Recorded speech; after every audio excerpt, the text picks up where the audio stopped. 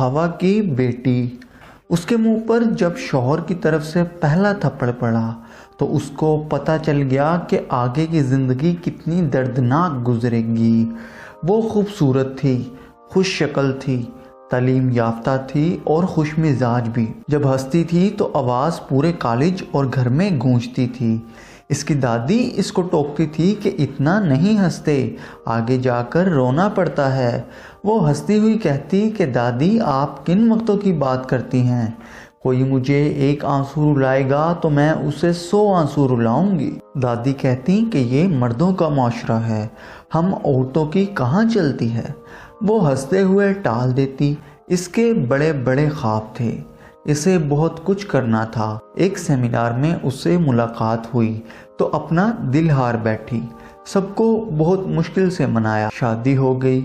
शुरू के चंद दिन तो अच्छे रहे, लेकिन फिर इसको अपने शौहर का असल रंग नजर आना शुरू हो गया।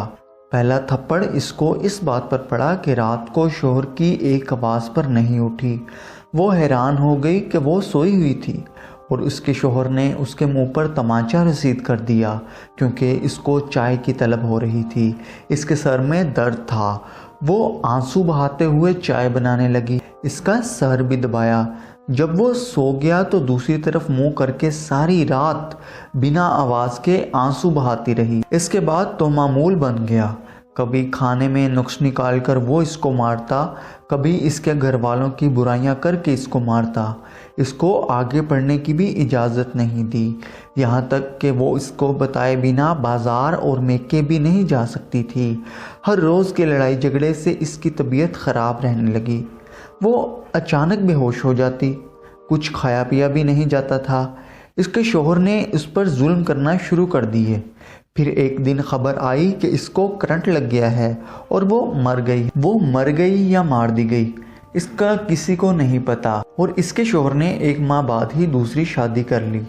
जब वो अपने मेके आती थी जिंदा लाश लगती थी, जैसे हंसना और बोलना भूल गई हो। फिर इसने हिम्मत करके अपनी भाभी को सब कुछ बताया, लेकिन इसकी भाभी ने कहा कि औरत ही घर संवारती और बिगाड़ती है, तुम सब्र करो, छोटी छोटी बातों पर घर थोड़ी छोड़ दिए जाते हैं। वो सब्र करते करते ही मर गई। जिस तबके से मैं ताल्लुक़ रखती हूँ वहाँ लड़कियाँ पढ़ी लिखी हैं, अपने पैरों पर खड़ी हैं, लेकिन इनमें से कुछ अपनी ज़िंदगी में वो ज़िल्लत उठा रही हैं कि अल्लाह की पनाह।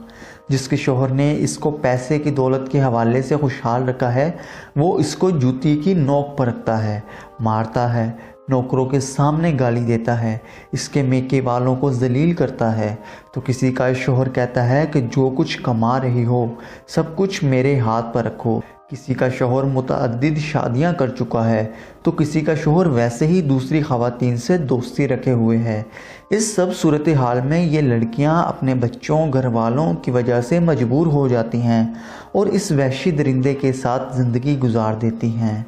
ऐसी सूरत में लड़कियां ज़िंदा लाशें बन जाती हैं, रोज़ मेकअप से ज़ख्म छुपाती हैं, बच्चों माँ बाप बहन भाई को सब ठीक कहकर झूठ बोलती हैं। जो पढ़ी लिखी हैं अमीर हैं, वो योगा वर्जिश साइकोथेरापी दीनी दर्स से अपना गलत करने की कोशिश करती हैं। कुछ सोशल मीडिया पर अपनी दुखी शायरी की सूरत में पोस्ट करती हैं तो कुछ चुपचाप ही मर जाती हैं। जब ये मर जाती हैं तो इनके जालिम शौहरों को दूसरी बीवियां लाने की पड़ जाती है।